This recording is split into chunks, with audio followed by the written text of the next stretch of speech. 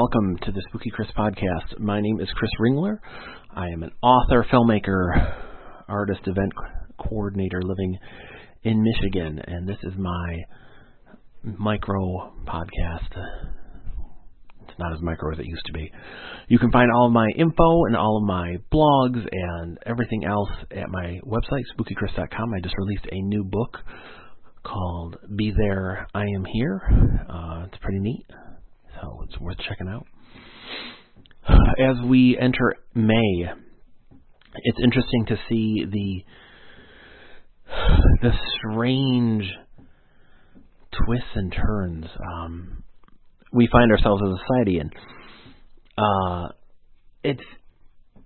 It's scary. These last 4 years were like a nightmare. Gosh, for someone like me, who was, essentially unaffected. I'm a, middle-class white male. So Trump and his ilk being in power doesn't wash the blood on my shore as quickly as it does so many other people of color, people who are not, cisgendered, who are, foreign-born. So people like me have the privilege of looking the other way if we choose. I didn't, a lot of us didn't, but we could. But it was a scary time, and it felt for so long like this was a nightmare we were just waiting to wake up from. People mistake support of a candidate as if it's a blanket, like, oh, everything they do is wonderful and politicians are great. And that's what our politics have turned into. They don't understand that, no, we are hiring someone to represent us. I would rather someone represent me more fully than someone who does not represent me. So, in a Hillary Clinton, of course, I didn't support everything she believed in or wanted to do. I've never rubber-stamped any politician because I understand what they are. They're a politician. Politicians make deals that I'm not going to agree with to get things done, good or bad. But I knew also that someone like Donald Trump was going to be cancerous, and I don't use the term mildly. Living in Michigan, living in Flint, we saw all too much how having someone who has no experience in entering the political fray, how that can turn out. There's this romantic idea of an outsider coming in and with new ideas and fresh ideas, and I admit I voted for Snyder the first time he ran for governor of Michigan. His opponent just seemed too high-strung, frankly. And the idea, again, it's this romantic notion of, oh, well, gosh, someone ran a business, maybe the state should be run like a business. Unfortunately, what we miss is that a state is not a business. Government is not a business, because you cannot just write off people. You can't just, with a business, you can, if all else fails, you can just go belly up and just go, well, it didn't work out, I'm out. You can't do that with government. So I saw all too clearly what someone who has no, true political understanding, if everything else aside, just for the sheer fact that they look at numbers, they don't look at people. And Flint suffered for that, and we still suffer. So I knew going in, but it doesn't take someone of high intelligence to have seen what Donald Trump was. A narcissist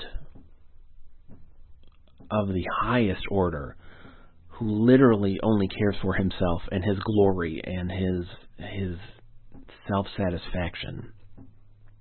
He wants people to service him in every way possible because he has surrounded himself with these people who are infatuated with his wealth and assumed power.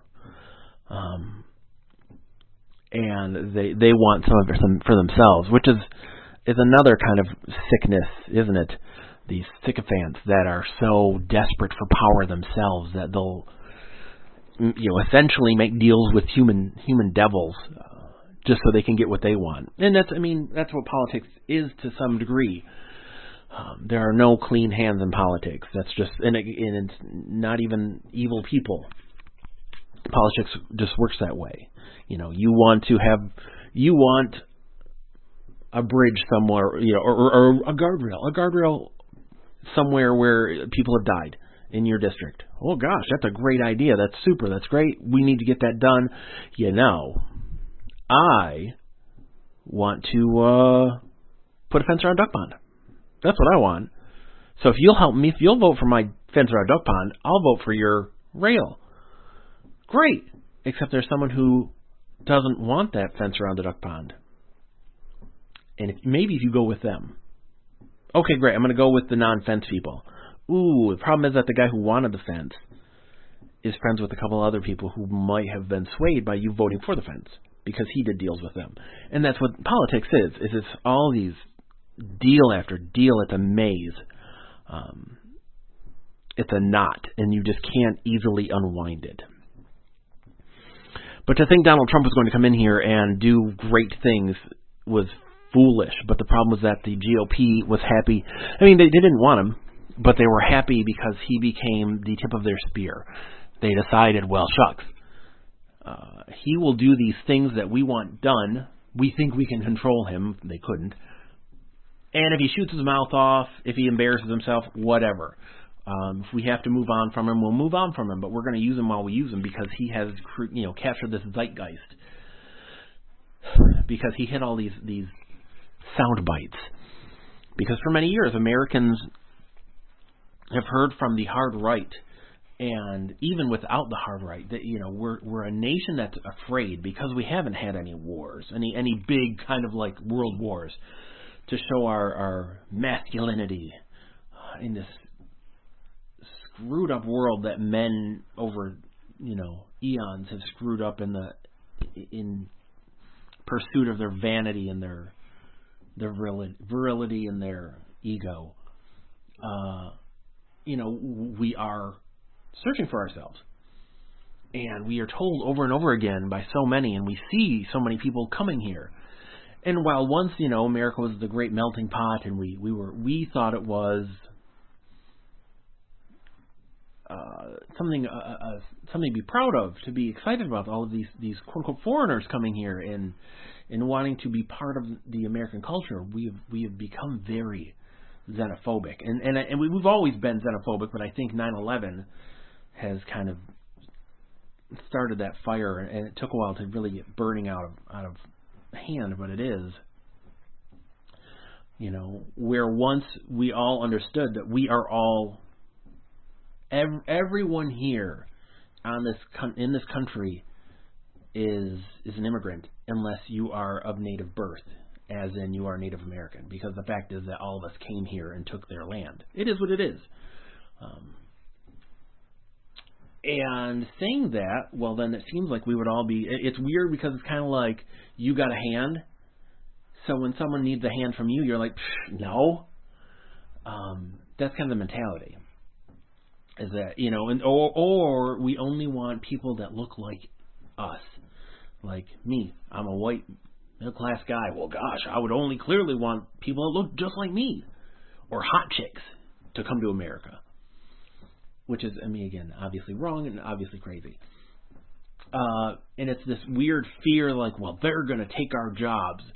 This weird, crazy fear that all of these Mexicans are going to come, and we'll use Mexico, but like Mexicans are going to come to the United States and take our skilled labor jobs, our white collar jobs, all of these jobs, when they just want a chance.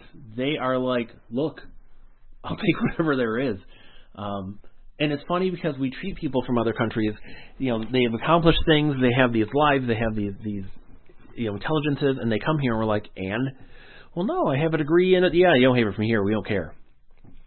So we discount everything people have done. But all of these folks, they come here and they take jobs that we don't want. I'm not looking to go and pick cotton, pick strawberries, to go work fields for 10, 12 hours a day for little, low wages, no health benefits. And if I cause a stink, they'll just get rid of me, and I have to hope that I can find another stupid job like this, or I'll get kicked out of the country. Because we don't want the path to be an American to be an easy one. So Trump tapped into all of that. This fear of the other, this fear of, this crazy fear that the gays and the trans people are going to take away all of our, they're gonna poison the well. A well that's been poisoned since before heavy metal music, like that's been poisoned a million times now. Christianity's at war. And the true Christians know that this isn't the case. The real war is with, sin. It's not with people like I'm an atheist. I couldn't care less about what Christians want to do. As long as it doesn't involve me, I don't care. But these people get so wound up, and it's easier to point the finger than everyone else, and to say that everyone's ruining, you're trying to take my job. You ruined my chance at this love of my life, this woman I wanted. You ruined it because you fooled her, or you made her gay, or you did things, or she did it, and it's keeping her sex away from me. And how dare she? He tapped into the poison well itself, and all of the fear and the hate and the anger we have as a society. And let's be real here, that white Americans have. It's strange because there's this giant fear. Like, I'm already here. I'm not real worried about what comes in that, outside of I want my daughter to have a good, happy life, and, I want everybody to be cool, but, I'm not real worried what Americans look like in 50 years. I don't care. If there's still America, if everybody's cool, whatever, who cares? I'm not real concerned about the shade of their skin. But that's a big thing, is this whole, someone's going to make it so whites aren't around. White straight people are going to be extinct, and it's crazy. No one's come on. That's just like the idea, they're coming for our guns. The idea that, this is the very, very idea. So who's coming for your guns, and how would they get them? So someone's going to literally come to your door, knock, knock, knock. Oh, give me all your guns, and of course you would say, oh, well, gosh, of course, here they are. It's just crazy. But so much of the GOP and that belief system has fallen into craziness. I remember we had a friend who was, hindsight, we had to go, he danced on the borderland of misogyny. But intelligent guy, nice enough guy, except he started to get a little weird. And I have several theories about what happened, but that matters less than the fact that this ordinary guy fell into, with all of these issues he fell into a YouTube hole, and he came out the other side believing the earth is flat and believing in sacred geometry. And the thing is, the scary thing is it takes less to indoctrinate us than we think. All of us like to think, I would never fall for this, while we fall for marketing schemes, while we click on that link, while we believe that we have a chance to be a multimillionaire if we just play that lottery, or, oh boy, if we get enough TikTok hits, we'll become an internet sensation. We all fall for this. It's just, whatever lie you want to fall for, as far as that stuff goes. So having people be indoctrinated into misinformation is nothing new. People refer to Trump and Trumpism as a cult, and it has become that because it is you are with us or you are against us. There is no working with them. And it's strange because politics wasn't always like this. It was, I don't agree with you, you don't agree with me. It was about policy. That's too much spending on this, that's too much on that, and then it became about body politics and sexual politics, and became about religion. Well, they're trying to take this from us, so we got to put our feet down. And now it's become they're teaching that America is racist. No, they're not. Except they are, I guess, because if they're teaching the truth, the fact is America has been racist. No, it's not name a historical figure was going around saying, person X, oh boy, racist sentiment. But the fact was that you only have to look very, very shallowly at history to see the colonization that happened and the many times that this country, just to keep it here, did people wrong. And it was based on race and religion and sexuality, identity. I'm sorry, we need to look ourselves in the mirror and see it so we can change it, because we should be better than that. We want to be better than that, and it's going to take time. But I mean, it's not going to happen if we won't look at it. But there's people like Trump. No, America was great. America's always great. Blah blah blah blah blah. Lie. Let's listen to the lie. And it's not to say that, quote unquote, both sides don't tell fibs, don't tell lies. We're unfortunately in an era where politics is about lying, and that's era's a long time, because it's been happening. Watergate wasn't yesterday, but it's scary because the GOP is now trying to force anyone out that doesn't stand with Trump. Trump, who lost an election, Trump, who stood behind people who started an insurrection in the nation's capital, where if things could have gone a little bit worse, there could be a great number of lives lost. It's weird that so many people don't want to talk about the insurrection, because to me that's a pretty big deal. We point at other nations all the time and go, boy, oh boy, Arab Spring, and all these other countries that have these uprisings, and boy, glad that isn't here. That never happened here because we had democracy and this and that. It's armed people are going into our state and nation capitals and are threatening people over mask wearing during a pandemic, over an election that was found to be run fairly, essentially, and won fairly, but which 5 months down the line they still refuse to accept. I've never seen this, and I saw George W. Bush steal an election. He shouldn't have won, but I've never seen anything like this, where it flies in the face of everything we tell kids we want them to be, fair, honest, kind, all these things. Except we're not teaching them that anymore. We're teaching them to be strong, be righteous, don't give up. Always be the winner, be first, be the best. And we've taught them that you deserve everything, and by God, you'll have it by any means necessary. We won't teach them. And for all of these people who want to rail about, participation trophies, we're watching parents start fights with umpires at school level sports. We're watching them, try to start fights with teachers, with other children, watching them steal. There's a story about a high school girl trying to steal the prom queen honors. For goodness, what on earth does that mean to anyone? It's insanity, and we are a nation that is going insane, and many who have gone insane. And Trump was the spark that has lit this fire, but the fire was, the embers were there. He just poured gasoline on it and really got it going.